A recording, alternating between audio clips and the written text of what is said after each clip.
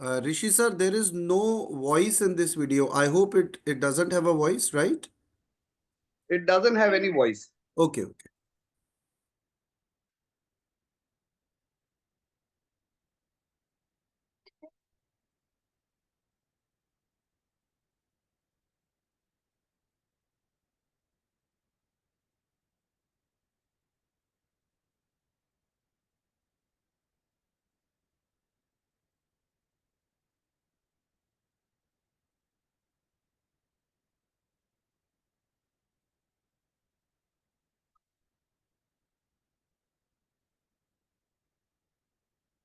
This was the beautiful part, and I guess जितने भी parents हैं यहाँ पर वो सभी लोगों ने नॉस्टैल्जिक होकर ये महसूस किया होगा कि उनको दुनिया की सबसे बड़ी नियामत मिली जब उनके घर ये बेबी हुआ।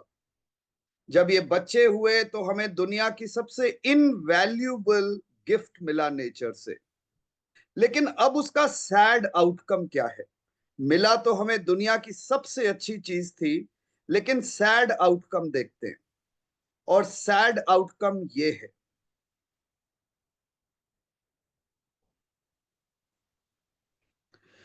नंबर ऑफ सुसाइड केसेस, ये वो नंबर्स हैं जो हमें रोज सुनाई देते हैं। जब आप इन नंबर्स को सुनोगे तो शायद आप हैरान हो जाओगे कि हमने इस दुनिया की सबसे खूबसूरत चीज इंसान, हमारे बच्चों को किस स्टेज पे लाकर खड़ा करा है और क्यों, और उससे हमें मिला क्या। So let us understand. एक और छोटा सा वीडियो दिखा रहा हूं मैं आपको, जो आजकल की यंगस्टर्स का व्हाट्सएप स्टेटस दिखाता है। इनमें से कुछ बच्चे ऐसे हैं जिन्होंने ये सुसाइड कमिट किया है, और बाकी वो हैं जो अपने स्टेटस पे ये लिखते हैं।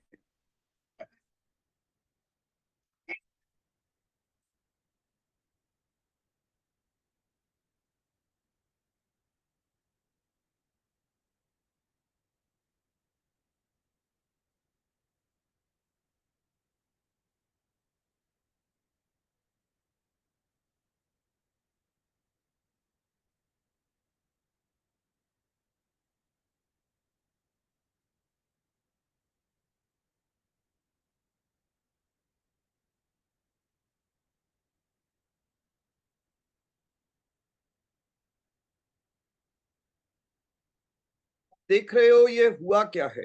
कुछ बच्चों ने ये अटेम्प्ट किया, और कुछ बच्चे साइकोलॉजिकली उस मोड़ पर आकर खड़े हो गए हैं जहां पर वो ये अपनी लाइफ को खत्म करने वाले हैं।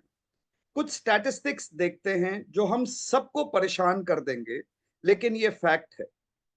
ध्यान से देखें, 2012 से लेके 2022 में इंडिया में 1,10,615 स्टूडेंट सुसाइड केसेस है। ये अडल्ट की बात नहीं कर रहा हूं मैं, सिर्फ स्टूडेंट सुसाइड केसेस हैं। इसमें से 25,931 डेथ सिर्फ फेलियर्स इन एग्जामिनेशंस के अंदर की वजह से हुआ है। इसमें से 53.61 मेल्स हैं और 46% फीमेल्स हैं। नेशनल क्राइम रिकॉर्ड ब्यूरो के हिसाब से ये 91.5% केसेस बढ़ चुके हैं। क्या हमें ये एक अलार्मिंग साइन नजर आ रहा है? और अगर आज भी हमें ये सोसाइटी में अलार्मिंग नहीं दिख रहा है, तो आई एम श्योर ये नंबर्स फ्यूचर में और बढ़ने वाले हैं। ऐसा क्यों हो रहा है, इस पर विचार करना, मंथन करना बहुत इंपॉर्टेंट है। So let us understand reasons क्या हैं। साइकोलॉजिस्ट और मेडिकल प्रैक्टिशनर्स क्या कहते हैं? उन्होंने बहुत इजी रूट बता दिया और बोला कि ये तो कॉम्प्रोमाइज्ड मेंटल वेलबींग है। साइंटिफिक एंड साइकोलॉजिकल डेफिनेशन दे दी और चैप्टर क्लोज कर दिया। लेकिन हम सभी लोग जानते हैं prevention is better than cure. Question is, इसे कैसे प्रिवेंट किया जा सकता है? इसका रूट कॉज क्या है? कहीं ऐसा तो नहीं कि बुनियादी ढांचे में ही कोई प्रॉब्लम आ गई है और ये नंबर्स हम बस गिनते जा रहे हैं? सो लेट अस अंडरस्टैंड कि ट्रूथ है क्या। सच ये नहीं है कि मेंटल वेलबींग खराब हो गई है, सच कुछ और है। और सच ये है कि हमारे समाज का ढांचा, यानी फ्यूचर, जो बच्चे हैं उनको बनाने के लिए सिर्फ दो ही लोग रिस्पॉन्सिबल हैं, एक पेरेंटिंग और दूसरा टीचिंग। इस समाज को शक्ल देने में, इसको स्ट्रेंथ देने में यही दो हाथ सामने आते हैं। अगर आज हमारे सिस्टम में ये वीकनेस नजर आ रही है तो इन्हीं दोनों जगहों पर कुछ ना कुछ कमी है। कुछ पेरेंटल फ्लॉज हैं, कुछ टीचिंग फ्लॉज हैं, जिसकी वजह से बच्चे इस लेवल पर आ गए हैं। हम लोगों ने चीजों के मायने ही बदल दिए, हमने डेफिनेशंस बदल दी, अपनी कन्वीनियंस के हिसाब से चीजों को बदल दिया।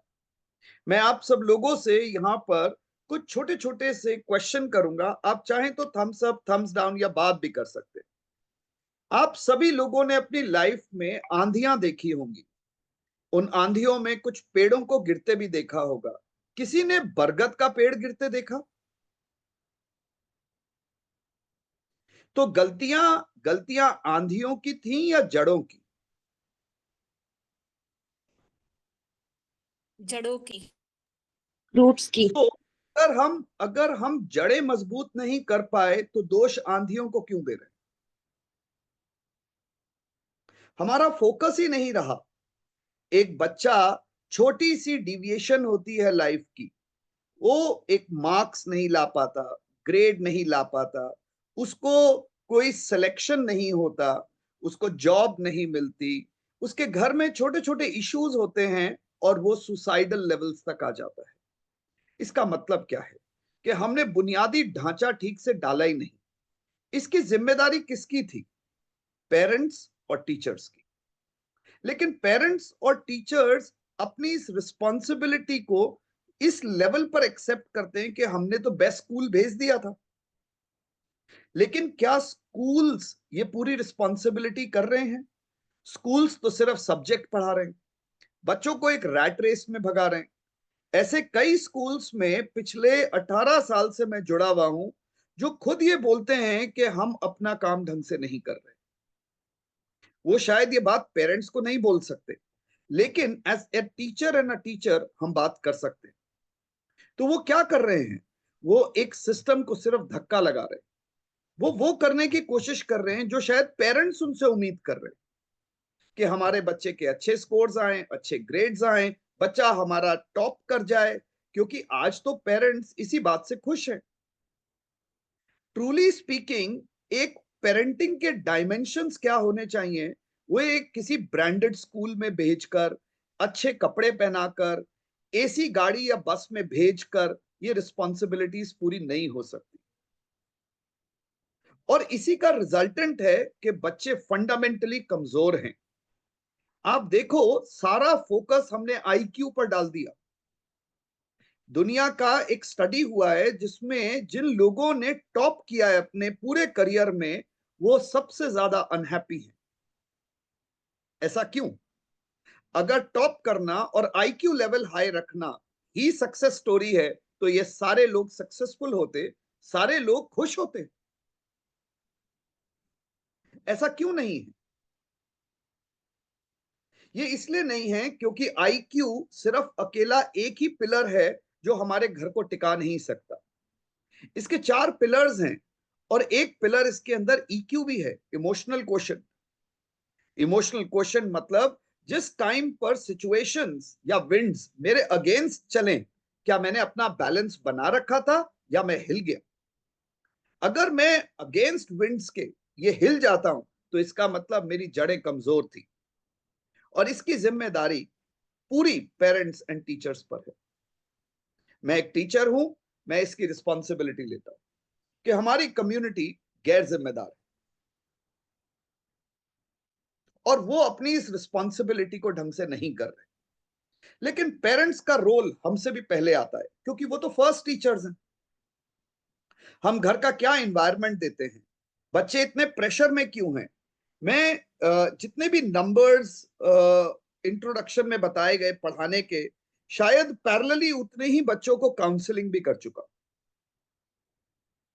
और मैक्सिमम बच्चे इन्हीं सब चीजों के शिकार हैं।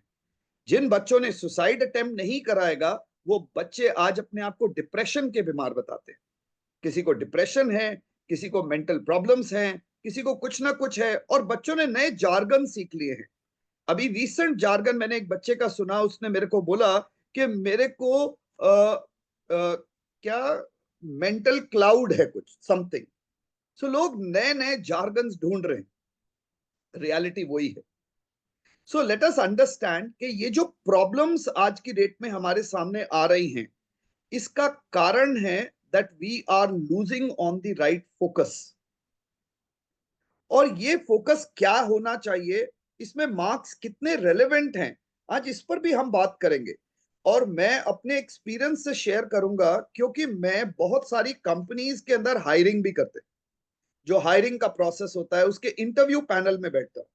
हायर एजुकेशन के अंदर जो एंट्रेंस होती हैं, जैसे एसआरसीसी के सिलेक्शन पैनल्स या दूसरे कंपनीज एंड इंस्टीट्यूट के सिलेक्शन पैनल्स, इसके अंदर भी बैठता हूं मैं। तो क्या क्राइटेरियाज होते हैं हमारे, मार्क्स को हम कितना इंपॉर्टेंस देते हैं, वो भी फैक्ट्स आपको बताऊंगा। यहां पर शायद हमें सिस्टम में पूरी बात पता ही नहीं है, और सिर्फ एक भेड़ चाल है जिसके अंदर हम फॉलो कर रहे हैं। इसे भी बिहेवियरली सोशल कंफर्मिटी कहते हैं, क्योंकि सब कर रहे हैं इसीलिए हम भी कर लेते हैं, कहीं ऐसा ना हो हम भीड़ से अलग लगे। सो लेट अस अंडरस्टैंड कि ये क्या रीजंस हैं जिनकी वजह से ये प्रॉब्लम्स अराइज होती हैं। सो लेट अस अंडरस्टैंड, कुछ फंडामेंटल क्वेश्चंस हैं जो हमें आपस में डिस्कस करने, क्योंकि ये कोई मोनोलॉग प्रेजेंटेशन की तरह मैं किसी को नहीं दे रहा हूं। हमारे लिए आपस में बात करना जरूरी है ताकि हम अपनी जिंदगी में अगले ही क्षण से कोई बदलाव ला सकें। ऐसा क्यों है कि मार्क्स इंपॉर्टेंट हो गए? ऐसा क्यों है कि कंपटीशन जैसा एनवायरनमेंट क्रिएट हो गया? तो यहां पर जितने भी पेरेंट्स हैं, मैं उनसे एक क्वेश्चन पूछना चाहता हूं। जब हमने बच्चा प्लान करा था तो कोई कंपटीशन था क्या मन में?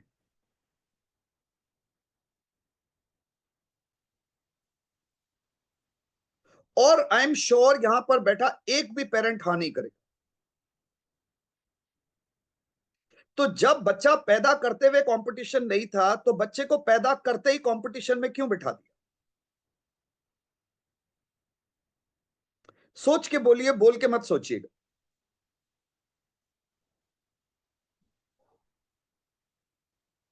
क्यों बिठाया हमने उनको कंपटीशन में? किससे कंपीट कर रहा था वो बच्चा? मेरा एक और क्वेश्चन है सभी पेरेंट्स से, और मैं चाहता हूं आप अनम्यूट करके इसका जवाब भी दें, और आप अपने आप को भी उस पोजीशन में रखिए, क्योंकि कभी तो आप भी बच्चे थे। You want to be good और बेटर देन अदर्स। सोच के बोलना है, बोल के नहीं सोचना है।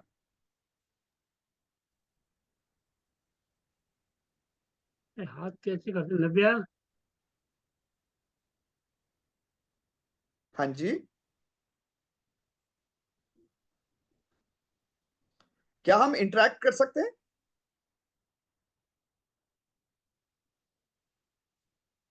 Yes, sir, I can. Please.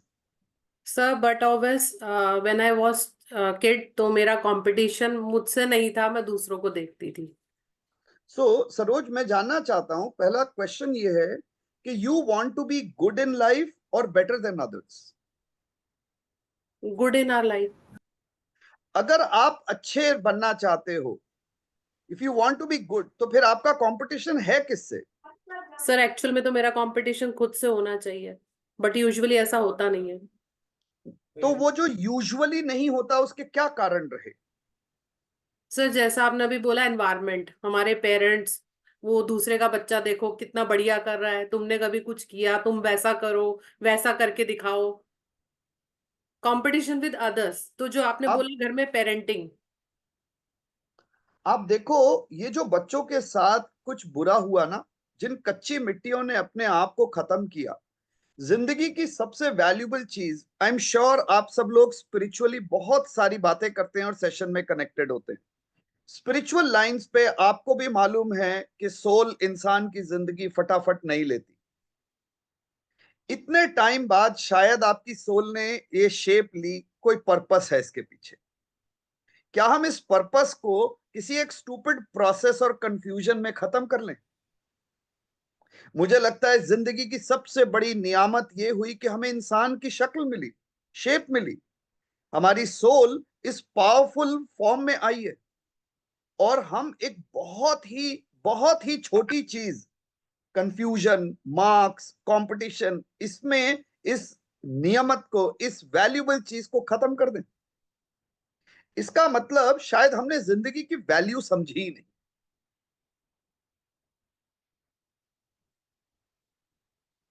यह भी पॉसिबल है कि आपकी सोल अगले 300 साल इंतजार करके दोबारा इंसान के फॉर्म में आएगी। ये बात अभी हम क्लैरिटी से नहीं कह रहे हैं यहां पर, लेकिन ये तो पक्का है कि ये बहुत वैल्यूबल है। किसी भी छोटी ट्रिवियल चीज के लिए इतनी वैल्यूबल चीज की कुर्बानी नहीं दी जा सकती, लेकिन हम लोगों ने छोटी छोटी चीजों में अपनी लाइफ को खराब कर लिया और वही इंपैक्ट बच्चों पर डालना शुरू कर दिया। आप देखो, बच्चों को एक छोटा सा एग्जाम्पल दे रहा हूं मैं। हम सोचते हैं स्कूल में बच्चे का पास होना बहुत इंपॉर्टेंट है। मैं एक बार कुछ गवर्नमेंट स्कूल्स के टीचर्स को ट्रेन कर रहा था, तो मैंने उनसे पूछा कि आपकी लाइफ का ऑब्जेक्टिव क्या है, तो उन्होंने कहा बच्चों को पास कराना।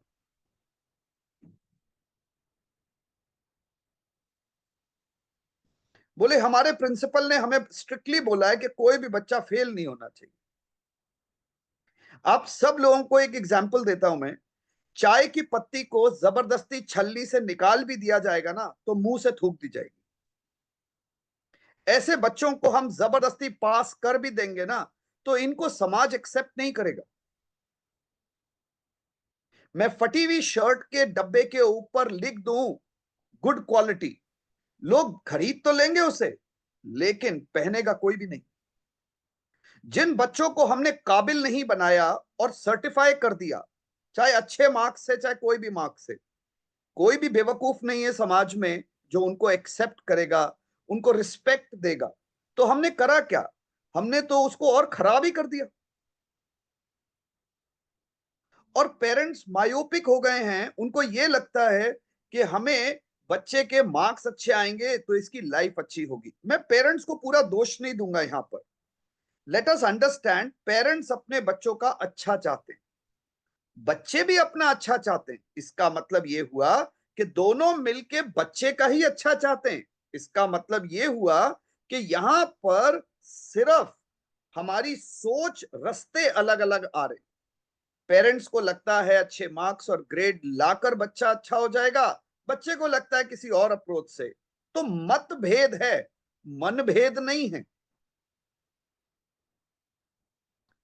लेकिन पेरेंट्स को क्या ये गारंटी श्योर है कि अगर उसका बच्चा टॉपर है तो इसका मतलब इसकी लाइफ अच्छी हो गई? क्या ये गारंटीड है? स्ट्रगल तो नहीं करेगा बच्चा। मैं आपको कुछ छोटे छोटे एग्जाम्पल देता हूं। अपने लास्ट सिलेक्शन पैनल की बात कर रहा हूं मैं। एक मिनिस्ट्री ऑफ फाइनेंस का इंस्टीट्यूट है फरीदाबाद में, AJNIFM, उसके सिलेक्शन पैनल में था मैं। और आप सब लोगों को पता होगा कि MBA एंट्रेंस के अंदर कैट, मैट, इसमें सबसे डिफिकल्ट कैट का एग्जाम है। हमारे पास एक इंटरव्यू में बच्चा आया जिसके 99.5 परसेंटाइल थे। कैसे मार्क्स हैं आप लोगों के हिसाब से कैट में?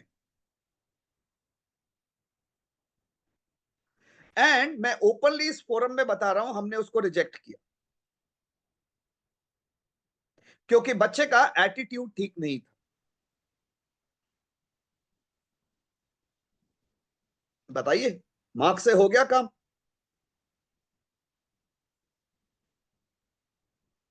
हमें इस सिस्टम को समझना पड़ेगा कि सिस्टम को क्या चाहिए। सिस्टम को चाहिए अच्छे लोग। अच्छे का मतलब है मोस्ट इंपॉर्टेंट अच्छी सोच, इंटीग्रिटी। एक लड़की का बताता हूं मैं आपको, इंडिया से टॉपर थी, वो एम्स्टर्डम पढ़ने गई, उसने वहां पे एक कोर्स किया, उस कोर्स में भी टॉप किया, लेकिन 4 जॉब्स में कंटिन्यूसली उसको वहां की कंपनीज ने रिजेक्ट कर दिया। उसने फ्रस्ट्रेट होकर 4th कंपनी से पूछा कि मुझे क्यों रिजेक्ट कर रहे हैं, मैंने तो टॉप किया। तो उन्होंने बोला कि आपने एक बार मेट्रो के गेट को जंप किया था, इसका मतलब आप एथिकल नहीं हो। और ऐसे लोगों को हम अपने अपने सिस्टम में नहीं रखना चाहते। अभी उसके मार्क्स क्या करेंगे उसके लिए? हम लोगों को ये लगता है कि आज की दुनिया में लोग चालाक हैं, ऑनेस्टी की वैल्यू नहीं है। बट आपको बताता हूं ऑनेस्टी की डिमांड कितनी है। एक चोर को भी ऑनेस्ट पार्टनर चाहिए। हर इंसान को एक ऑनेस्ट चाहिए। कोई भी अपनी कंपनी के अंदर ऐसे लोग नहीं रखना चाहता जो डिसऑनेस्ट हो, जिनके एटीट्यूड खराब हो। मार्क्स का करेंगे क्या? मार्क्स इन सब चीजों का सब्स्टिट्यूट नहीं। अगर हम ध्यान से देखें तो हीरे की कीमत डब्बे से नहीं, डब्बे की कीमत हीरे से होती है। ये जो मार्क्स हैं, ग्रेड्स हैं, ये सब पैकेजिंग है। लेकिन पैकेजिंग तो जब वर्क करेगी ना जब प्रोडक्ट अच्छा होगा। जब प्रोडक्ट अच्छा नहीं है तो पैकेजिंग किसी काम की नहीं है। जब प्रोडक्ट अच्छा है तो पैकेजिंग उसकी वैल्यू इनहैंस करती है। ये मार्क्स, ये ग्रेड्स, इनका सिस्टम में एक पर्पस था, हमने वो ऑब्जेक्टिव ही भुला दिया उसका। और हमें लगा कि किसी भी इंसान को परखने के लिए उसके स्कोर्स इंपॉर्टेंट हैं। आप सब लोग इंडिया से हो, आप बताओ ना कि एग्जामिनेशन के अंदर बच्चे मार्क्स लाने के लिए क्या क्या करते हैं। 2 रात पहले रटते हैं, फर्रे लगाते हैं, अनफेयर मीन्स यूज करते हैं और मार्क्स ले आते हैं। उससे क्या पता चलता है वो नॉलेजेबल है या नहीं? और हमारी कंट्री के अंदर ऐसी कई जगहें हैं जहां पर टीचर्स खुद ही चीटिंग कराते हैं, क्योंकि वो ये कहते हैं कि ये तो व्यवस्था है। लोगों ने इसे एक्सेप्ट कर लिया है। कुछ इंस्टीट्यूट इसीलिए चीटिंग करवाते हैं, जान के अपने बच्चों को पेपर लीक करा देते हैं। मैं एक पॉपुलर इंस्टीट्यूट के साथ एसोसिएटेड था, मैं यहां नाम नहीं लूंगा इतने बड़े फोरम में, अननेसेसरी ब्रांड वैल्यू खराब होगी। उनके डायरेक्टर ने मेरे को बोला पेपर लीक कर दो, तो मैंने कहा क्यों? तो बोलते हैं बच्चों को पता होगा तो मार्क्स अच्छे आएंगे, अगली बार एडमिशन ज्यादा होंगे हमारे। आप सोच के देखिए ये क्या धंधा क्या है। ये एक नेक्सस है जिसके विक्टिम हैं हमारे बच्चे। सो लेट अस अंडरस्टैंड ये कंपटीशन आता ही क्यों है और क्यों आता है ये कंपटीशन। सो आप समझ लो जिसकी लाइफ का ऑब्जेक्टिव क्लियर है वो किसी से कंपीट नहीं करेगा।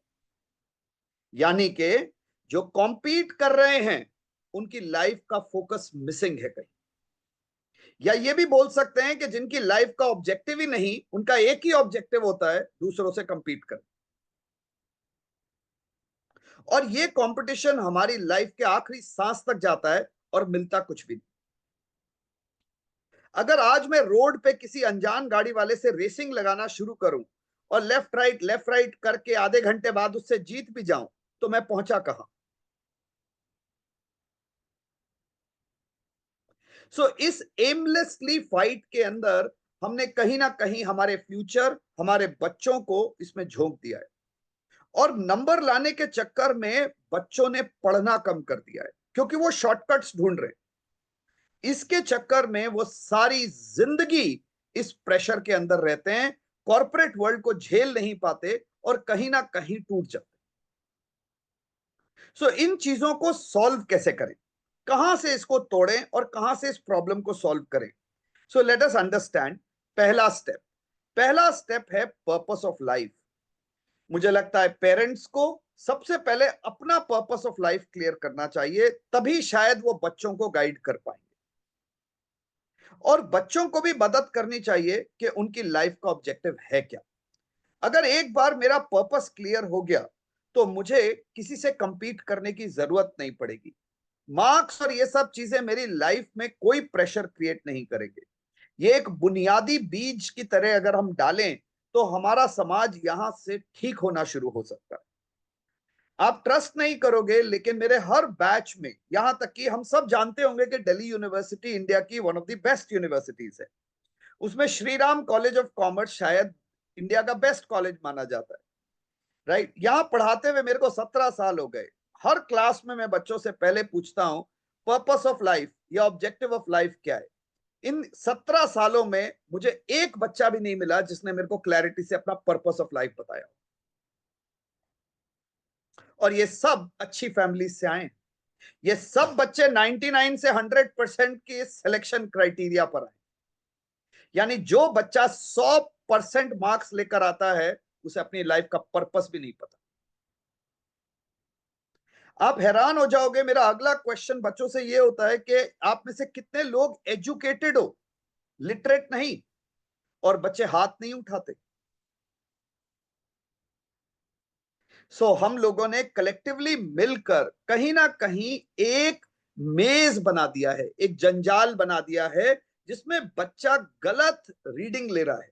उसको लगता है उसके ग्रेड अच्छे आ गए ना, सब अच्छा जा रहा है, बट ये सच नहीं है। वो खोखला है अंदर से, और ये खोखली दीवार कभी ना कभी जल्दी गिरेगी। जिस दिन बच्चा गिरेगा ना, उस दिन ना वो पेरेंट्स को रिस्पेक्ट करेगा, ना टीचर्स को, ना समाज को। इस खोखले समाज के निर्माण पर जो हमने स्टोरी रची है और मार्क्स की कहानी, इससे कुछ नहीं मिला। यहाँ जितने लोग अब अडल्ट्स हैं, जो स्कूल कॉलेज छोड़ चुके हैं, आप अपने बचपन में तो बहुत मार्क्स के लिए पीछे गए होंगे। आप बताओ ना, आजकल अपने मार्क्स का क्या कर रहे हो? मेरे ख्याल से आप लोगों ने एफडी करा दी होगी उनकी, और अब तक तो वो डबल और ट्रिपल हो गए होंगे। और अगर हम अपने मार्क्स का कुछ भी नहीं कर रहे, तो हमारे बच्चे क्या करेंगे?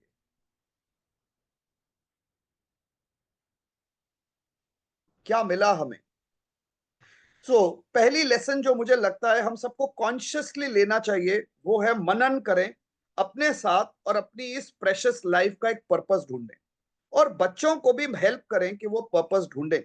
अगर एक बच्चे ने ये पर्पस ढूंढ लिया कि उसको दूसरों की हेल्थ सुधारनी है, इसीलिए उसे अच्छा डॉक्टर बनना है, आप समझ लो, आप उस पर काम करना बंद करो। वो अपने आप ही मेहनत करके एक मेडिकल कॉलेज में घुसेगा।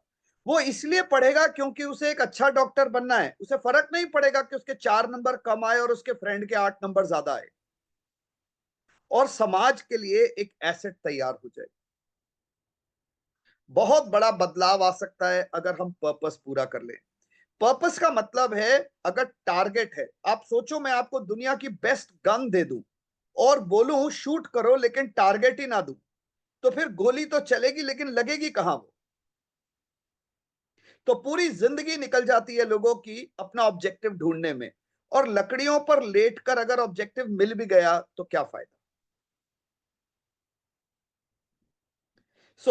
First, second is right perspective of competition. जो मैंने अभी बात करी और सरोज ने उसका जवाब भी दिया कि कंपटीशन होना किससे चाहिए? कंपटीशन स्वयं से होना चाहिए। अगर मुझे ऊपर जाना है, तो मुझे यह देखना है कि मैं कल तक कैसा था, और आज क्या मैं इतना भी ऊपर आ पाया? अगर हां, तो मैंने अपनी जिंदगी में बहुत अच्छा स्टेप उठा लिया। ये एक सीढ़ी की तरह है जिसे हमें रोज चढ़ना है, और इसकी डेस्टिनेशन नहीं है, बस चढ़ना है। हमें राइज करना है और खुद से ऊपर जाना है। मेरा कंपटीशन उससे होना चाहिए जो मेरे बराबर का हो। सरोज, क्या आप जवाब दोगे कि आपके जैसा दुनिया में दूसरा कौन है? कोई भी नहीं सर। तो फिर आप कंपटीशन किससे कर सकते हो? My own self. नहीं, आप तो किसी दूसरे से कर भी नहीं सकते ना, क्योंकि एप्पल पाइनएप्पल तो कंपेयर ही नहीं किया जा सकता। True sir. तो फिर आपका कंपटीशन तो इस अर्थ पे पॉसिबल है ही नहीं। अब हमें किससे कॉम्पीट करा देते हैं, क्यों करा देते हैं, मालूम नहीं। मैं अपने बचपन में अगर पलट के देखूं तो शायद थोड़ा रिबिलियन टाइप का था, हर चीज पर सवाल उठाता था, और मेरा सवाल एग्जाम, स्कूल, सब पर था। और आज भी अगर मैं आपको एक बुक दिखाऊं जिसमें मेरे बारे में लिखा हुआ है, तो उसमें डबल इन्वर्टेड कॉमर्स में लिखा है कि मैं यहां मार्क्स के लिए नहीं आया हूं। और मेरी रोज की एक ही लाइन होती थी कि मुझे मार्क्स नहीं चाहिए, मेरे सवालों का जवाब दो। बहुत अच्छा हुआ ये अप्रोच थी, क्योंकि मैं तो हमेशा बिलो एवरेज स्टूडेंट ही रहा। लेकिन आज मैं बहुत खुश हूं कि मैं बिलो एवरेज था, लेकिन शायद जिंदगी के 4 पहलू तो समझ में आ गए। वैसे भी जो लोग टॉपर थे, उन्होंने कौन सी एफडी करा ली मार्क्स की, जो मेरी एफडी छोटी रह गई। हम सब लोग रिपोर्ट कार्ड पर वर्क कर रहे हैं, लेकिन आपके रिपोर्ट कार्ड जिस उम्र में डिस्कार्ड करोगे, कबाड़ी वाला 4 रुपए किलो से ऊपर के रेट नहीं लगाएगा, चाहे उसमें 50 नंबर लिखे थे या 100। तो जिसके लिए हम मेहनत कर रहे हैं वो कबाड़ है बिल्कुल। लेकिन मार्क्स का एक रोल है। So let me explain you marks का रोल क्या है। मार्क्स का रोल एकेडमिक सिस्टम में है। ये एक एलिजिबिलिटी क्राइटेरिया देता है ताकि समाज को बराबर से चला सके, फेयरनेस ला सके। तो सेकंड क्लास से थर्ड में जाने के लिए एलिजिबिलिटी होनी चाहिए, और उस एलिजिबिलिटी के लिए एक बेंचमार्किंग चाहिए जो मार्क्स है। लेकिन सवाल यह है कि अगर मैं 40 नंबर पर ऊपर की सीढ़ी पे पैर रख सकता हूं, तो 42 हो या 52, उससे क्या फर्क पड़ेगा? अगर मैं आपको मूवी की एक टिकट दे दूं, तो आप तो पूरी मूवी देख ही सकते हो ना। अब मैं आपको पहले दूं या बाद में, इससे क्या फर्क पड़ेगा? सो मार्क्स एक थ्रेशोल्ड के लिए जरूरी है, ताकि हम कहीं ऐसा ना करें कि जो बच्चे अभी जो चावल पके नहीं थे उन्हें पके हुए चावलों में मिला दें। सो टेस्ट जरूरी है, लेकिन उसका पर्पस क्लियर होना चाहिए। इसमें मुझे 50 से 55 और 55 से 60 और 60 से 90 लाने के लिए खून बहाने की जरूरत नहीं है। अगर मैंने बेंचमार्क भी क्रॉस किया, थ्रेशोल्ड भी, तो मैं अगली सीढ़ी पे चढ़ने के लिए एलिजिबल हूं। सो थर्ड से फोर्थ, फोर्थ से फिफ्थ, 10th से 12th, 12th से ग्रेजुएशन।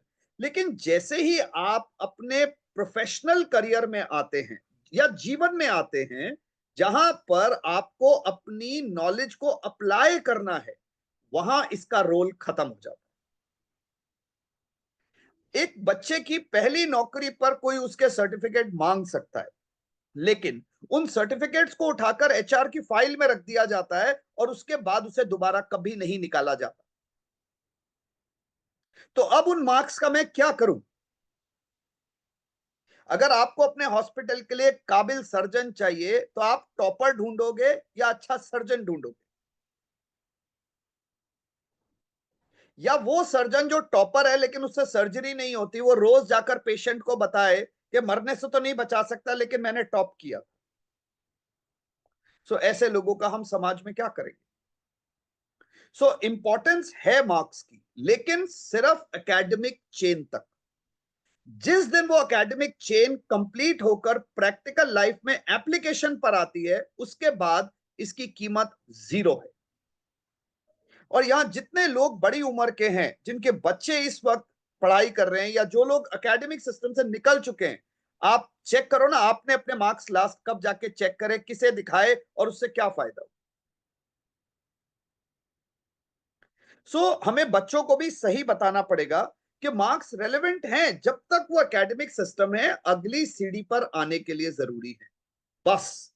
लेकिन उस सीढ़ी पर 1.5, 2 या 10 नंबर एक्स्ट्रा लाने के लिए कोई प्रेशर या गलत डायरेक्शन लेने की जरूरत नहीं। पर्पस क्लियर होना चाहिए, कंपीट खुद से करना है, और मार्क्स आपको थ्रेशोल्ड भी अगर आते हैं तो आप ऊपर जाइए। इन्हीं सब गलत फैसलों को देखते हुए गवर्नमेंट अलग फैसले लेने लग गई है। वो कहती है एग्जाम ही मत कराओ, ग्रेड दे दो, क्योंकि लोग इसको गलत इंटरप्रेट कर चुके हैं। उन्हें यह लगता है हायर मार्क्स का मतलब है ये बच्चा इंटेलिजेंट है। पेरेंट्स की भी कहीं कहीं फ्लॉ है। पेरेंट्स बच्चों को इंसेंटिवाइज करते हैं, तेरे 90 आएंगे तो हम तुझे ये देंगे। आप सोचो, उसका सॉफ्टवेयर ही खराब कर दिया। हमें सही बताना चाहिए था कि अगर तेरा थ्रेशोल्ड ऊपर जाता है तो तू अगले स्टेप ऑफ लर्निंग पर आ जाएगा, एंड दैट इज इनफ। और आपके नेबर और पड़ोसी और किट्टी की मेंबर से बेटर मार्क्स बच्चा क्यों लाए?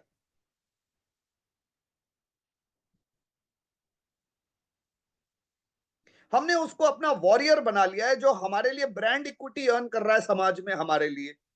मेरे बच्चे ने टॉप करा है, ये अचीवमेंट नहीं है। आपका बच्चा बुरे वक्त में स्टेबल है, ये अचीवमेंट है। लेकिन ये तो हम चेक ही नहीं करते। मेरे बच्चे का ईक्यू लेवल बहुत स्ट्रांग है, ये तो हम चेक ही नहीं करते। तो मुझे लगता है हमें हमारे मापदंड को ठीक करना होगा, तब बच्चों पर से प्रेशर हटेगा। जब घर से रोज मार्क्स की बात होगी तो वो प्रेशर तो रहेगा।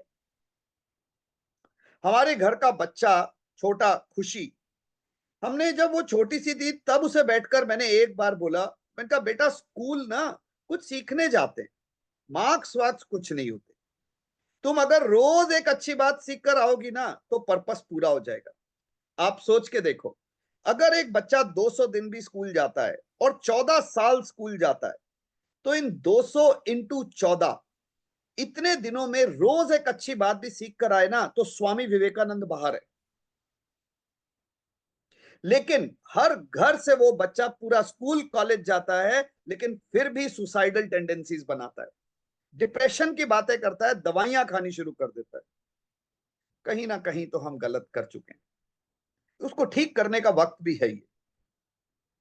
नाउ मैंने आपको बताया कि मार्क्स प्रैक्टिकली कहां वर्क करते हैं। तो जब हम लोग इंटरव्यू ले रहे होते हैं, फॉर एग्जांपल ग्रेजुएशन से पोस्ट ग्रेजुएशन में इंटरव्यूज के थ्रू सिलेक्शन होता है, मार्क्स एक क्राइटेरिया होता है। मैं आपको बताता हूं, एक इंस्टीट्यूट जहां पर हम सिलेक्शन करते हैं, वहां पर हमारा अपना इंटरनल क्राइटेरिया यह है कि अगर बच्चे के 50% से ऊपर हैं तो वो एलिजिबल है। और उसके बाद हम एमबीए में सिलेक्शन उसका किस बेसिस पे करते हैं कि क्या ये फ्यूचर मैनेजर बनना चाहता है, क्या ये फ्यूचर मैनेजर बन सकता है। बस अगर ये दो चीजें ठीक हैं, जैसे एक टेलर देखता है कि इस कपड़े से शर्ट बन सकती है, हाँ, तो बस फिर अपना काम शुरू करते हैं। हमें कोई इंटरेस्ट नहीं है कि वो 90 लेकर आए या 85 लेकर आए और हम उसके स्कोर पर करें। मैं पर्सनली 95 से ऊपर के कितने बच्चों को रिजेक्ट कर चुका हूं, इतनी गिनती भी नहीं होगी मेरे पास। क्योंकि ये बच्चे लार्जली पोपट नजर आते हैं, जो 2 4 10 दिन 6 महीने किसी एग्जाम की तैयारी से सिस्टम में घुस जाते हैं। अब चाय की पत्ती जबरदस्ती छलनी से निकली है तो थूकी तो जाएगी।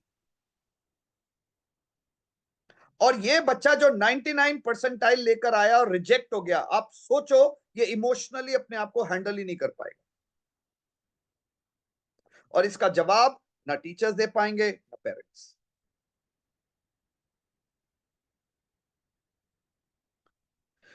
हमारे पास दो चॉइसेस हैं। एक, हम मार्क्स के पीछे जाएं जिनकी उम्र शॉर्ट लिव्ड है, जो हमें मोमेंटरी एडवांटेज या एक अचीवमेंट की फीलिंग देते हैं, अरे इतने आ गए, बात खत्म हुई, और अगली अचीवमेंट के लिए हमें फिर से अटेम्प्ट करना पड़ता है। या एक हमें कमजोर और शैलो पर्सन बना देते हैं।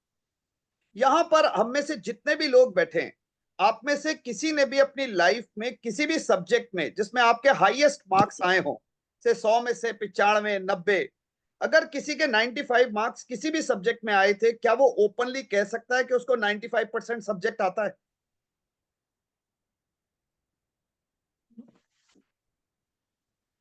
तो फिर ये खोखला सिस्टम है ना। या फिर हमारे पास दूसरी चॉइस है, और हम देख लेते हैं पलड़ा किसका भारी है। दूसरा है एबिलिटी। हम बच्चों को काबिल बनाएं। बच्चा तो पहले ही इंसान का बच्चा है, बहुत स्मार्ट है, डायमंड तो पैदा ही हुआ है, सिर्फ पॉलिशिंग ही तो करनी है। स्टिकर चिपकाने की बजाय उस पर पॉलिशिंग करते हैं, उस डायमंड को एक रिफाइंड डायमंड बनाते हैं, और इसकी एबिलिटी दूर तक जाएगी, गहरे फाउंडेशन बनेंगे, और जिंदगी भर बच्चा खुश रहेगा, कंटेंटेड रहेगा, जो उसका पर्पस है आने का। ये हमारी चॉइस है। आप मुझे एक भी अपने आसपास में कोई टॉपर ढूंढ के नहीं बता पाओगे जो अपनी जिंदगी भर खुश रहा हो। ऐसा कोई जरूरी नहीं है। और ऐसा पॉसिबल है कि बिलो एवरेज स्टूडेंट मेरे जैसा, जो अपनी लाइफ में फुल्ली कंटेंटेड और सेटिस्फाइड। ये वाला इस प्लेटफॉर्म पे सरोज वीडियो नहीं चल पा रहा है क्या? सर वर्किंग है, वीडियो दिख रहा है, आप स्टार्ट करिए। अगर मैं इसे प्ले करूं तो इसमें आवाज आ जाएगी? सर आप वो वीडियोस हमें शेयर कर दीजिए, अच्छा ठीक है। फिर वो हमें मैं शेयरिंग आपको करनी पड़ेगी। ओके, मैं आपको ये वीडियो शेयर कर रहा हूं, लिंक, और आप प्लीज इसको प्ले कर दीजिए। सर ये आपको ना सर को शेयर करना पड़ेगा। अच्छा ठीक है, मैं शेयर कर रहा हूं। और ऋषि सर, आप भी कर पा रहे होंगे मेरे ख्याल में। इसमें यू आर द आवाज को नहीं, होस्ट। इसमें आवाज नहीं आ रही है। अच्छा, you please share it with me.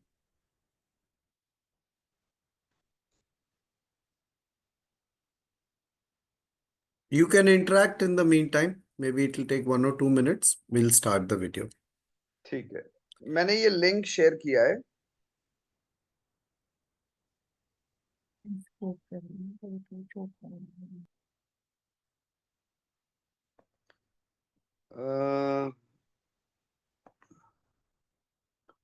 क्या आपको लिंक मिल गया?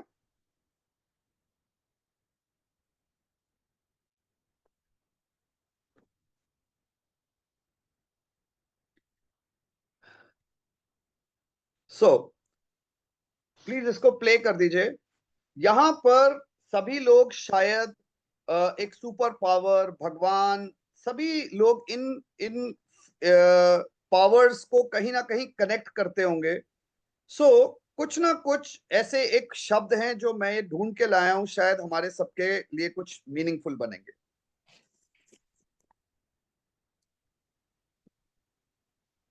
के भविष्य को सुख से भरने का प्रयत्न करना, यही हर माता पिता का प्रथम कर्तव्य होता है, जिन्हें आप इस संसार में लाएं और जिनके कर्मों से ये जगत आपका भी परिचय पाएगा भविष्य में।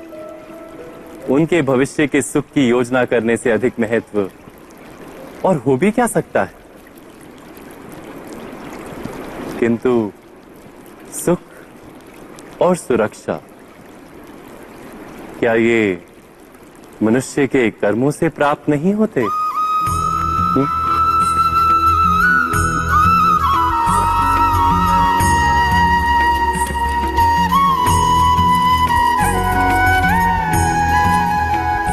माता पिता के दिए हुए अच्छे या बुरे संस्कार, उनकी दी हुई योग्य अथवा अयोग्य शिक्षा, क्या आज के सारे कर्मों का मूल नहीं?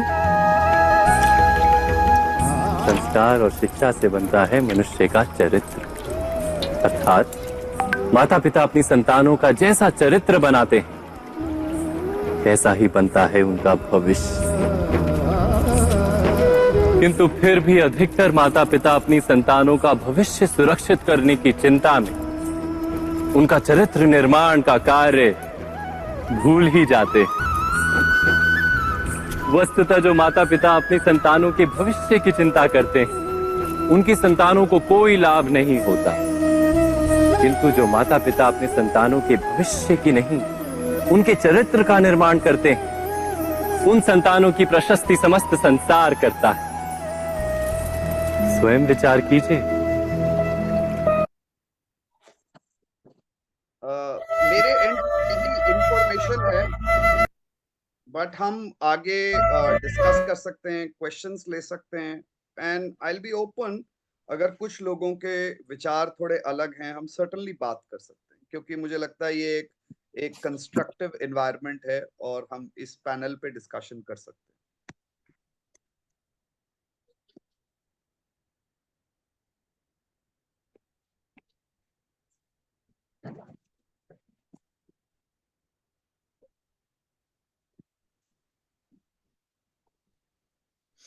So I have a question.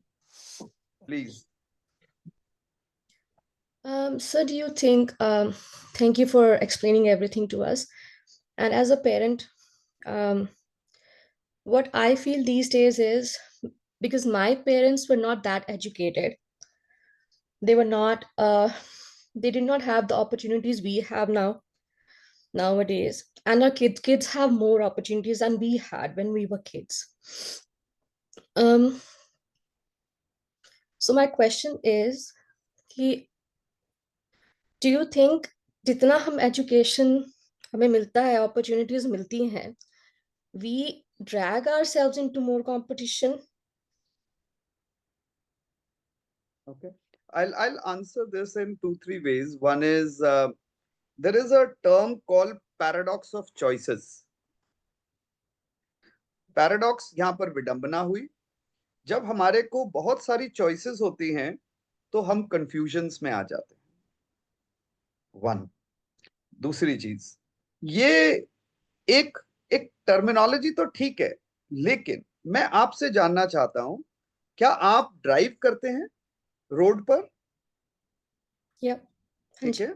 So when you're driving and let's say you come on a crossroad, Mhm. और आपको आपका घर का रास्ता क्लैरिटी से पता है, तो एक चौराहे पर आपके पास 3 रास्ते आते हैं, लेफ्ट, राइट एंड स्ट्रेट। अगर आपको आपके घर का रास्ता पता है तो क्या आप कंफ्यूज होते हो? No. लेकिन वहां तो 3 रास्ते थे। लेकिन अगर आपको आपके घर का रास्ता नहीं पता I'll certainly get confused. तो देखिए, डार्कनेस को डिफाइन कैसे करते हैं? It is absence of light, वरना डार्कनेस कुछ नहीं होती।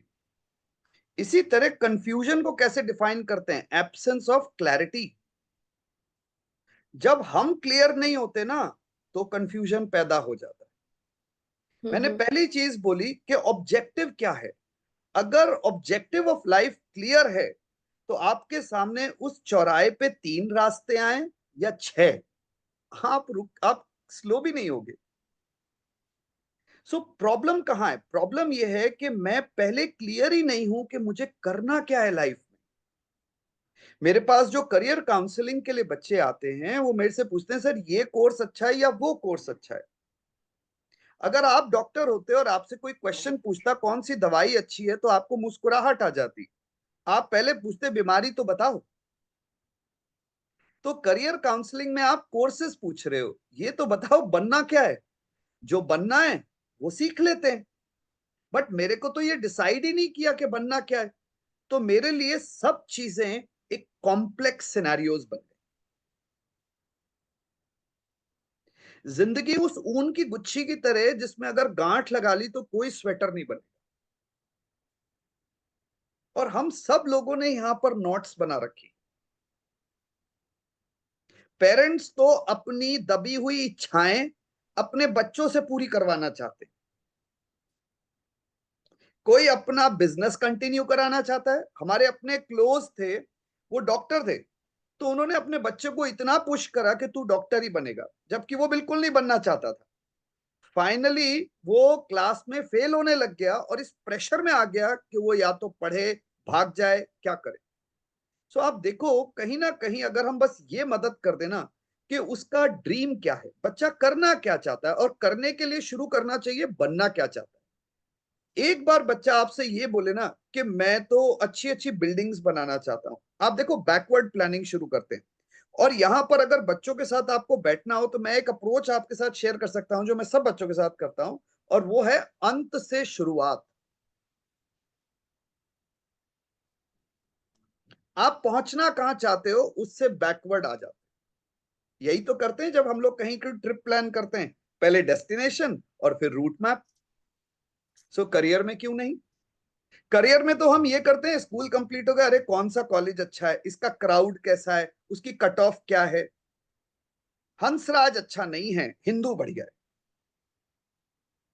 मेरे को 17 साल में समझ में नहीं आया कि श्रीराम कॉलेज ऑफ कॉमर्स में बढ़िया क्या है और खराब क्या है। आज तक कोई मुझे समझाए, मेरे को तो नहीं समझ में आया। सो ये कंफ्यूजन्स हर घर में पैदा हो गए हैं। और ट्रस्ट मी, हमारे बच्चे ना बहुत काबिल हैं, हमसे तो सर्टनली बहुत काबिल हैं। प्रोसेसर्स नए बहुत बढ़िया आ रहे हैं। और अगर बच्चा बाप से समझदार ना होता तो दुनिया पीछे जा रही होती। तो हमारे बच्चे हमसे बहुत इंटेलिजेंट हैं, बहुत अच्छे हैं, लेकिन हमने उनको मिसगाइडेड मिसाइल बना रखा है, जिसके कोऑर्डिनेट्स ठीक नहीं है, इसलिए वो कहीं भी फट जाते हैं जाके। तो ट्रस्ट मी, कंफ्यूजन इसलिए नहीं है कि ऑप्शंस बहुत ज्यादा है, कंफ्यूजन इसलिए क्योंकि मेरी आंख पे पट्टी है। और अगर हम फिर भी कन्विंस नहीं कर पाया मैं आपको, तो हम फिर से 1-to-1 इस सेशन के बाद बैठ जाएंगे, आपके बच्चों के साथ बैठ जाएंगे। बट मुझे लगता है एक बच्चा भी सही डायरेक्शन में गया ना, तो पर्पस पूरा हो Sir, this is Shashank here. I want to ask something, if गया। permitted. Please please please please Shashank. Sir, as you said, we are the ones who make them misguided missiles, right? So, first thing is, in the course of discussion, you also said this, ki, yaar, first of all, we have to understand what is our objective, what is our purpose. And I think all of us will agree. No one, maybe one or two here, will know the purpose. So, can we wait endlessly? Again वो मोक्ष वाला बहुत कम लोगों को पसंद आएगा, but again वो 60-70 साल पे maybe when we are at that bad we will realize या ये पर्पस होना चाहिए था. तो व्हाट टू डू, मतलब जब if we are not clear, so how can we make our children. देखिए, आपने इतने बड़े क्वेश्चन और सेंटेंस बोला, मेरे पास एक छोटा सा शब्द में उसका आंसर है. आपने पूछा if we are not clear then what to do, then be clear. हाँ वो वो क्लैरिटी मतलब वो क्लैरिटी हमें लेनी पड़ेगी शशांक जी. Trust me. आप सोचो, अगर आपने जिंदगी में, जैसे आप ड्राइव करते हैं मान लीजिए, और आपने 70 किलोमीटर कहीं जाना है, और 25-30 किलोमीटर के बाद आपको ये रियलाइज हो कि पता नहीं जा कहाँ रहे हैं, तो मेरे हिसाब से गाड़ी साइड लगा लेनी चाहिए. अगर हमें इस एज में भी ये महसूस हो रहा है कि हमें क्लैरिटी नहीं है, ट्रस्ट मी, हमें एक पॉज ले लेना चाहिए. और हमें किसी अपने आप से, देखिए पहला आंसर हमें स्वयं से मिलता है. मुझे ऐसा लगता है आपका बेस्ट टीचर आप खुद हो. जो आप अपने आप को गाइड कर लोगे वो आपको दुनिया में कोई नहीं कर सकता. मैं ऐसे फोरम में एक थोड़ा वियर्ड सा एग्जांपल लेना चाहूंगा. हम सब चाहे खाएं या ना खाएं, लेकिन एक अंडा हमने देखा या सुना जरूर होगा. एक अंडे को अगर ऊपर से तोड़ूं तो डेथ, और अगर वो अंदर से क्रैक हुआ तो लाइफ. यानी बदलाव अगर अंदर से आया तो परमानेंट एंड प्रोडक्टिव होगा. अगर बदलाव किसी के कहने से आया और बाहर से आया तो डिस्ट्रक्टिव होगा. तो आपको अपने अंदर से ढूंढना पड़ेगा. आप अगर ये ढूंढें, हाँ आपकी मदद कर सकता है. उस एग को हैच करने में हेन का रोल होता है. कुछ लोग जो एनलाइटेंड हैं, जिनकी गांठें खुल चुकी हैं, वो हेल्प कर सकते हैं. तो मुझे लगता है शशांक जी, आप खुद के साथ बैठो पहले. ट्रस्ट मी, आपको मैक्सिमम आंसर्स अंदर से मिलेंगे. नहीं मिलते तो then we have good people here, enlightened people are there in the group. कोई ना कोई मदद कर देगा आपकी. लेकिन जैसे ही आप एनलाइटेंड होगे ना, ट्रस्ट मी, आपके बच्चे सही डायरेक्शन में जाएंगे और आपको ये लाइफ बहुत मीनिंगफुल नजर आएगी. Okay, sir. Thank you. I would appreciate all those who wish to ask questions. Please raise your hand so that we can take their questions in a sequence. विकास जी आप पूछिए. Good evening, sir. Good evening, Mira, sir. Ji ji. So, sir, while 100% agreeing with your thoughts, ki, or in fact, the session ki, marking should not be benchmarked in the schooling, etc., etc. And we have seen in the professional life also ki, however, whatever we scored in the schools or colleges or even the professional degree, it doesn't matter. एक बार launching platform, you can get the launching platform. Thereafter, your skills and ability can only take you forward. I am really happy Vikas ji, आप ये वाली बात इस forum में बोल रहे हैं. मुझे ऐसा लग रहा है जो मैं कहना चाह रहा था वो Right, sir. आपके मुंह से आ रहा है ना, तो वो एक्चुअल में लग रहा है कि प्रैक्टिकली जो आपने देखा है वही आप शेयर कर रहे हैं. Right sir, exactly. लेकिन सर फिर भी मार्किंग की इम्पोर्टेंस, मार्क्स की इम्पोर्टेंस, और जो एक बस मेरा क्वेश्चन इसलिए आ रहा है कि वो क्या इसलिए है कि दे कैन चैलेंज देमसेल्व्स, मतलब स्टूडेंट्स या childs. So suppose they are 9th rank in the class, so marking is important for them to be so that they can prepare themselves for the competitive environment. आगे जाके उनको उसी competitive environment से fight करनी है. मैं आपको ना अपने घर का एक अपने ही घर की बात बताता हूँ. मेरी छोटी सिस्टर फिजियोथेरेपिस्ट है, और जब वो अपने मास्टर्स करा ना, तो उसके मास्टर्स में उसने टॉप किया. She turned out to be a gold medalist. तो उसने एक बार मेरे को बताया कि भाई मैंने ना टॉप किया. तो मैंने कहा कोई अचीवमेंट की बात नहीं,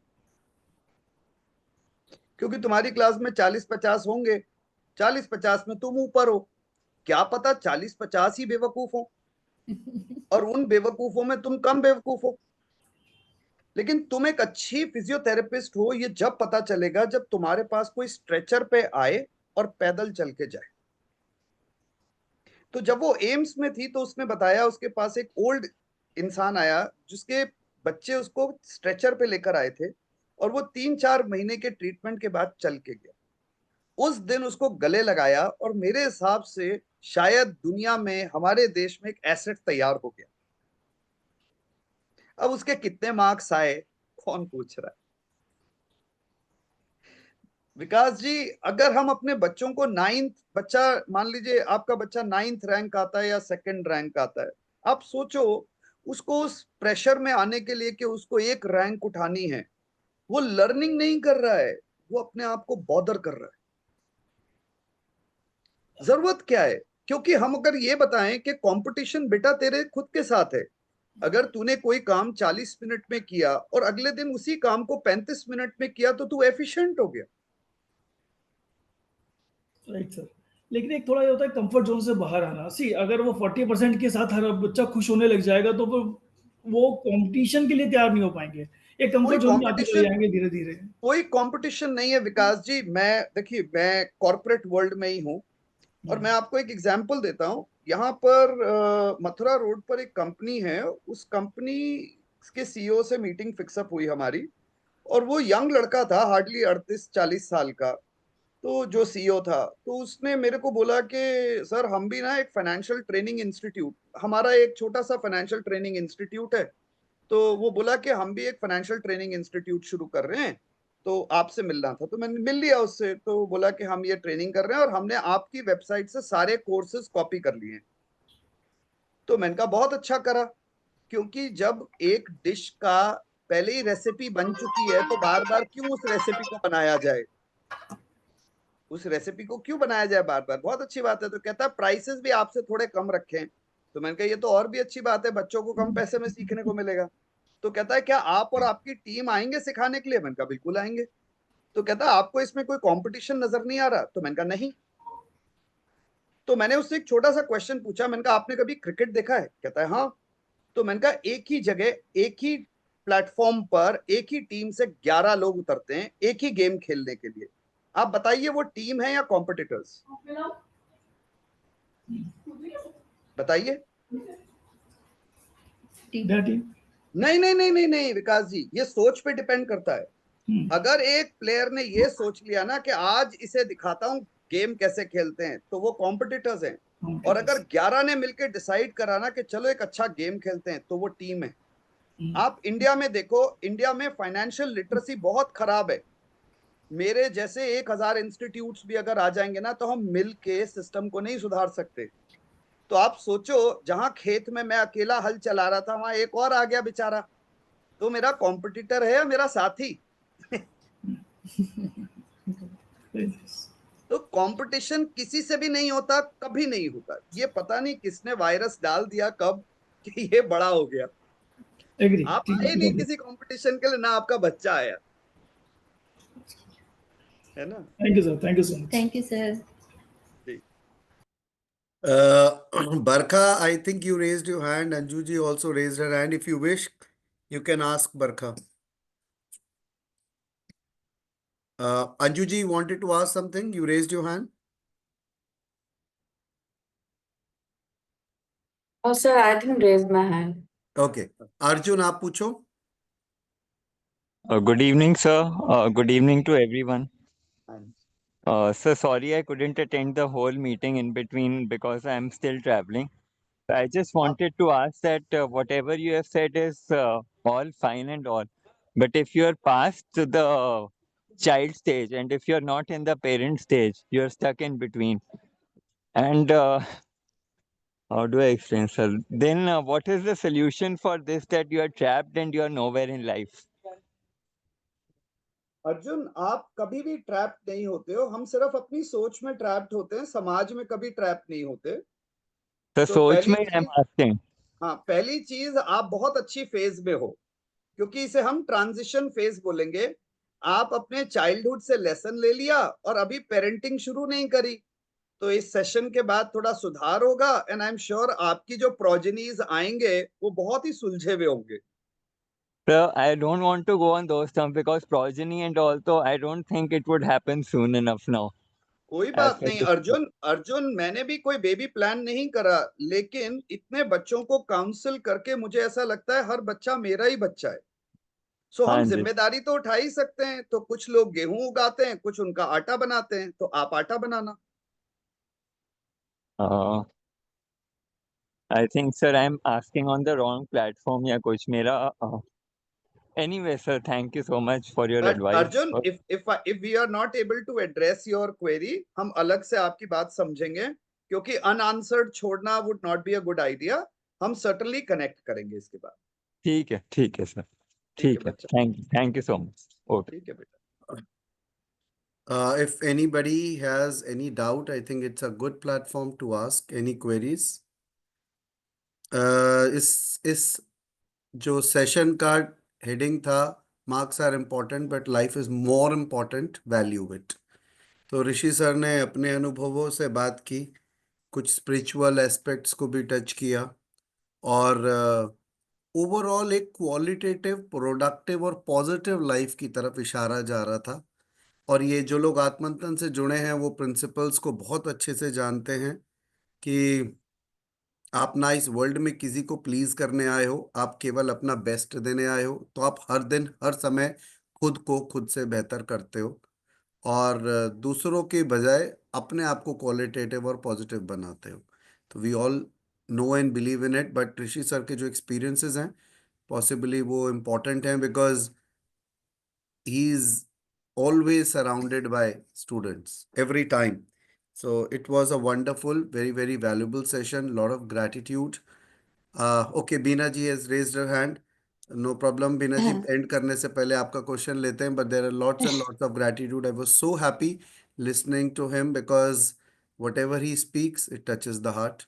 Beena ji, आप पूछिए। सर, मैं ना सर की बात सुन रही थी, तो मेरे कुछ एक्सपीरियंसेस ऐसे हैं जो मैंने बचपन से देखे हैं और आगे बढ़ के देखे हैं। तो मैं सर की बात को बहुत सपोर्ट करूंगी, क्योंकि वो वही बात कहती है। मेरे फादर ने हमें यही सिखाया, ये नहीं कहा कि तुम्हें ये बनना है या ये बनना है। तुम सोचो कि तुम्हारा मन क्या कहता है, तुम्हारा क्या मन करता है पढ़ने का, तुम वो चीज पढ़ो। और सर, यहाँ मैंने औरों के यहाँ देखा है सर, इतना टेंशन देते हैं पढ़ाई के लिए कि एक बच्चा था एक फैमिली में सर, अब मतलब उसका ये था कि वो फर्स्ट 1 नंबर से आना कम रह गया, कॉलेज फाइनल ईयर था सर। वो गया घर में अंदर और किसी के पास नहीं आया, सब लोग सोचने लगे इतनी देर तक आया नहीं, पता लगा उसने सुसाइड कर लिया। सिर्फ 1 नंबर कम आया सर। तो मैं अपने घर में भी यही बात कहती हूँ, मेरी बहू कभी बच्चों को डांटती है ना, तो उसको कहती हूँ पढ़ाई के लिए मत डांटो, वो पढ़ेंगे, उनमें इंटरेस्ट पैदा करो। उनको ये मत करो कि पढ़ाई के लिए इतना उनको तंग कर दो कि तुमको लगे कि पढ़ाई, उनको भागे वो पढ़ाई से। उनको ऐसा कर दो कि वो पढ़े अपने आप मत पढ़ाओ उनको। क्योंकि सर ये बात बहुत सही है कि कोई रिपोर्ट नहीं देखता, कोई आपकी नहीं देखता कि आपने क्या मार्क्स पढ़े हैं, कोने में क्या कर रहे हैं मार्क्स। अगर आप एक अच्छे इंसान नहीं हो, आपके बोलने में कोई ज़हानियत नहीं है, तो सर फिर मुझे ये लगता है कि वो इंसान पढ़ा लिखा भी नहीं है, कुछ पढ़ा बिल्कुल लिखा ठीक। भी अनपढ़। मेरे को यही लगा, सर की बात मैं इतने ध्यान से सुन रही थी और इतनी देर से मेरा मन कर रहा था मैं सर को एप्रिशिएट करूँ, सपोर्ट करूँ। सर, आपकी बात मेरे दिमाग में के कोने में बैठी हुई है और आप जो कह रहे हैं वो मेरा बहुत अच्छा एक्सपीरियंस रहा है। सर, मेरी पढ़ाई तो इतनी छूट-छूट के हुई है, पता नहीं कितने कोने बदले, कितनी सड़कें घूमी मैं, क्योंकि जो एम था वो हुआ नहीं, तो फिर जो ज़िंदगी ने एम दिया मैं उस पे चलती चली गई। तो ये लगा एक कि मैं आज खुश हूँ ना, खुश होना बीना मेरा जी, बर्थ राइट है। जी। बीना जी, बहुत बड़ा फर्क है एजुकेटेड और लिटरेट होने में। जी सर। हमारे समाज में लिटरेट बहुत सारे हैं, लेकिन जी। एजुकेटेड बड़े मुश्किल से ढूंढने के लिए मिलते हैं। और एक अलग बात है, लिटरेट होने के लिए आपको स्कूल, कॉलेज, पोस्ट ग्रेजुएशन सब करना पड़ता है। जी। एजुकेटेड होने के लिए आपको कहीं जाने की जरूरत बिल्कुल सर, बिल्कुल सही तो बात है सर। आप जो ये बात कह रही है ना, आप एक्चुअल में एजुकेटेड।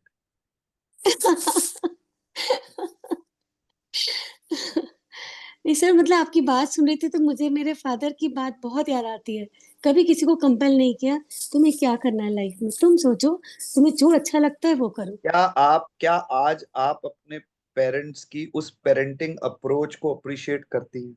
सर, बिल्कुल एप्रिशिएट करती हूँ। आप ये समझ लीजिए, बीना जी की तरह अगर सभी लोग ये फ्रीडम स्पेस देंगे ना, तो बच्चे कहीं ना कहीं हमेशा माँ बाप को दिल में रखेंगे। ये प्रेशर फोर्स करने के बाद जब उन्हें मौका लगेगा ना, और हमें धक्का दिया जा रहा होगा, वो बच्चे अलग अलग रास्ते चले जाते हैं, फिर हम बच्चों को दोष देते हैं। एंड एज अ टीचर मैं आपको बताता हूँ, मेरा एक छोटा सा एक्सपीरियंस है। मुझे ऐसा लगता है कि there are no bad students, there are only जी। Bad teachers. स्टूडेंट कभी कोई खराब नहीं होता, कोई बुरा नहीं होता, दुनिया का हर बच्चा बहुत ही अच्छा होता है, सिर्फ टीचर्स खराब होते हैं। और पूरी कम्युनिटी की जिम्मेदारी मैं लेता हूँ, क्योंकि हमारी गैर जिम्मेदार कम्युनिटी है जिसने थोड़ा हल्के में लिया है बच्चों को, वरना बच्चे तो बहुत ही अच्छे हैं सारे। जी सर, मैं तो खुद ये जानती हूँ कि मेरे बेटे के हमेशा कम मार्क्स आते थे, तो मेरे ससुर जी बहुत डाँटते थे, "इतने कम मार्क्स आए, क्या करेगा? क्या रेहड़ी लगाएगा कि क्या करेगा? सब्जी बेचेगा, कैसे करेगा?" तो मैंने कहा कि अगर इसके कम नंबर आए हैं, तो मेरा बेटा शाहरुख खान है। मैं उसको एप्रिशिएट करती हूँ, उसके अंदर इतना टैलेंट भरा है कि पढ़े-लिखों के आगे नहीं होगा। अगर वो 60% मार्क्स लाया, मैं खुश हूँ। तो मैं खुश हूँ, मुझे नहीं चाहिए मुझे ज़्यादा नंबर। मुझे ऐसा लगता है कि ये इम्पोर्टेंट नहीं है कि हम कौन हैं, इम्पोर्टेंट ये है हम कैसे हैं। सो हमें जिंदगी पर एक अच्छा इंसान बन के अगर खरे उतरे हैं, सो हमने बहुत अच्छा किया। मैं अपनी नानी का एग्जाम्पल सबको देता हूँ, और मैं बताता हूँ कि मैं आज तक जो सबसे एजुकेटेड इंसान से मिला वो मेरी नानी थी, हालांकि वो उन्होंने 10th भी पास नहीं करी। जी। लेकिन जिंदगी के जो जो सच्चाइयां हैं शायद उन्हें वो सबसे अच्छी तरह पता थी। तो मुझे लगता है एजुकेटेड होने के लिए कोई मार्क्स, कोई डिग्री, कोई डिप्लोमे की जरूरत नहीं है। और जब से हमने ये मार्क्स, डिग्री, डिप्लोमा की इंपॉर्टेंस दी है ना, इंडिया की 85% यूनिवर्सिटीज मार्कशीट्स और डिग्री बेच रही हैं। यही है, बिल्कुल सर, सभी इतना सब कुछ होता है, कहीं भी बंद जी, सिक्का बंद मिल जाती जी। है, आपको खरीद सुदीक्षा, लेते हैं। जी जी जी, सुदीक्षा आप कुछ पूछना चाह रहे हो? Yes sir, good evening sir. हाँ बेटा। जैसे अभी मैं 10th स्टैंडर्ड में हूँ, अब बोर्ड्स के एग्ज़ाम ख़त्म हो गए, तो मेरे साथ के बहुत सारे ऐसे बच्चे हैं मतलब जिन्हें ये नहीं पता कि उन्हें इन फ्यूचर क्या करना है, क्योंकि अब स्ट्रीम का टाइम आ गया है, तो उसके लिए स्ट्रीम सिलेक्शन भी ज़रूरी है। जैसे एक टॉपर भी है मेरी क्लास में, उसका बस ये एम है कि मार्क्स लाना है, उसको यही नहीं पता उसको आगे करना क्या है। स्कूल में भी हमें ऐसे इन पर्टिकुलर चीज़ों पे गाइड नहीं करते, तो हमें इन चीज़ों पे क्या करना है? बेटा दो बातें हैं, पहले एक तो उस टॉपर को देखना बंद कर दो, ठीक है। दूसरा, नंबर 2, आप बताओ आपको लाइफ में बनना क्या है? सर मेन तो डिज़ाइनिंग का बिजनेस है। नहीं नहीं, आपको बनना क्या है? डिज़ाइनर। बहुत बढ़िया। कौन सी डिजाइनर है? एक फैशन होते हैं, एक इंटीरियर होते हैं, एक प्रोडक्ट डिजाइनर्स होते हैं, एक ज्वेलरी डिजाइनर्स होते हैं। सर मतलब बेसिकली प्रोडक्ट डिज़ाइनर, मतलब जैसे बहुत बढ़िया, प्रोजेक्ट्स वगैरह भी होते हैं ये सब। बहुत बढ़िया बेटा। प्रोजेक्ट डिजाइनिंग करने के लिए जो प्रोजेक्ट डिजाइनिंग का कोर्स होता है वो आपको करना पड़ेगा। हेंस 11th 12th में साइंस लेना है, उसके बाद आप प्रोडक्ट डिजाइनिंग की फील्ड में स्पेशलाइज करो, मेहनत लगाकर अपना काम करो, वहां पर भी किसी को देखना मत, एक अच्छा सा प्रोजेक्ट डिजाइनर बन जाओ। जिस दिन आप बहुत अच्छे डिजाइन बना रहे होंगे, आप और आपके आसपास के लोग आपको अप्रिशिएट करेंगे ही, आपको लगेगा कि लाइफ मस्त हो गई है। तो इतना कॉम्प्लेक्स है नहीं, और किसी और को देखना मत क्योंकि क्या सर पता वो आपका फ्रेंड जो है वो आर्किटेक्ट बनना चाहता हो और कोई दूसरा डॉक्टर, है ना बेटा। तो आपका लाइफ का डायरेक्शन कुछ और है, किसी और का कुछ और है। सर ह्यूमैनिटीज़ में बन सकते हैं। सुदीक्षा ह्यूमैनिटी से बन सकते हो, अलग से सॉरी मैं बात बीच में करेंगे काट बेटा, रहा हूँ इस बात, फोरम बिल्कुल। के अलावा, इस फोरम के अलावा we'll talk 1 to 1 and work it designing के लिए सुदीक्षा ह्यूमैनिटीज का पाथ बिल्कुल लिया जा सकता है। Science is one option, but मुझे पता है आप ह्यूमैनिटीज लेना चाहते हो, और डिजाइनिंग में आप ह्यूमैनिटीज से बहुत इजीली जा सकते हो। इट्स वंडरफुल वे। और बेटा सुदीक्षा, डिजाइनिंग के लिए ना सर से बात करना, सर बेटर बता पाएंगे बेटा, मेरा वो एरिया ऑफ स्पेशलाइजेशन नहीं। Thank you sir. हाँ जी बेटा। We'll take the last query because we have to end the session. आप कोई कविता जी क्विक पूछिए, फिर उसके बाद फटाफट बरखा का लेके we'll end it. जी sir, good evening sir. Sir मेरी डॉटर कुछ कहना चाहती है। प्लीज बोलिए। हाँ जी बेटा जी। Good evening, sir. हाँ I जी। don't have any question actually. I am just here to since Rahul Mehra sir was talking about how thankful we are for Rishi Mehra sir to take this session. I just want to thank him personally because he was, when I was in college, he took one lecture in our college. I was in SSCBS in Delhi University. He just took one lecture, and it was 10 years ago, and I still remember that one lecture of his. And my mom put a post on WhatsApp about this one lecture, and I was like, this is Rishi Mehra sir, this is Rishi Mehra sir. He came to our college once 10 years ago. And I was just so happy, and it's just so, I'm just so grateful to see you like in person. I don't have any questions, sir. I'm very grateful, very thankful for you.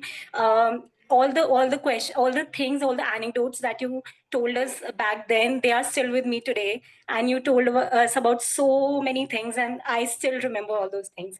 So the thing is just to be thankful, nothing else. Thank you so much, sir. I wish all the best to you in life, Bacha. Thank you, sir. Thank you so much. Thank you, dear. Barka, you want to ask something? Yes sir, जी first of all बरकत। Thank you so much sir. आपने बहुत सारे insights दिए जो as a parent भी काफी helpful थे। और एक छोटा सा question related to I think Mamata ma'am के साथ में। सर जैसे अभी आपने बताया कि there is no bad student, teacher मतलब I don't know, I will not say कि टीचर्स बैड होते हैं, but for a student parents सबसे पहले टीचर्स होते हैं।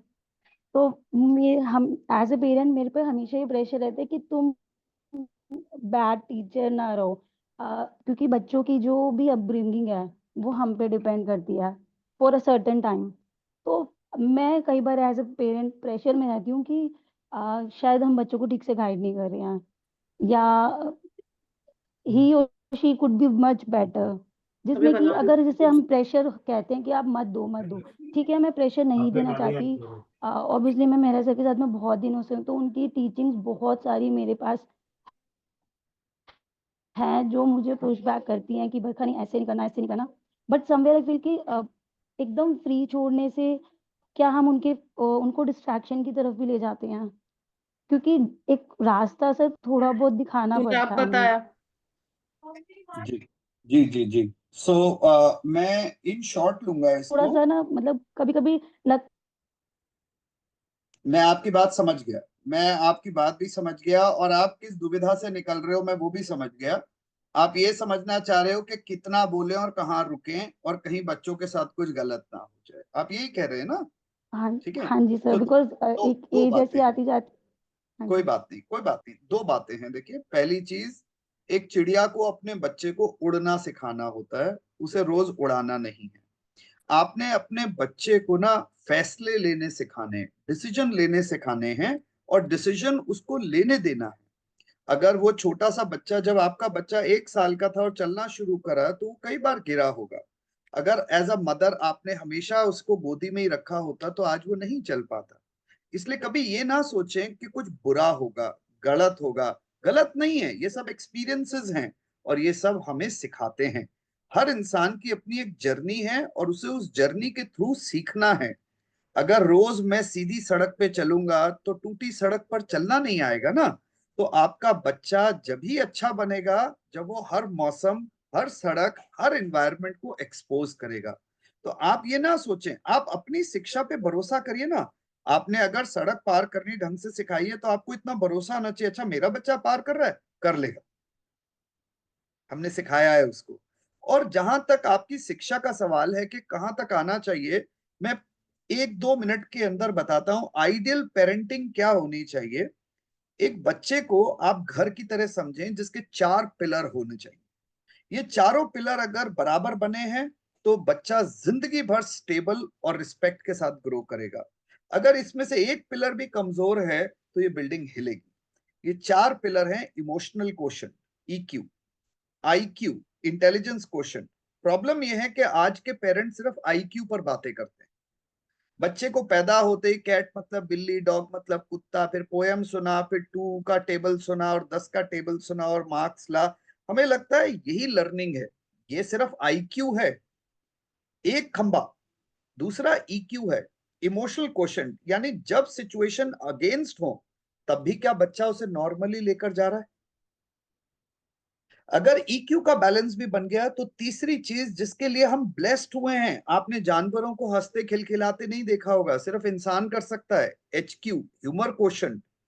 तो हम लोग हंसना भी नहीं जानते, हम दूसरों का मखौल उड़ाते हैं और उसको ह्यूमर बोलते हैं।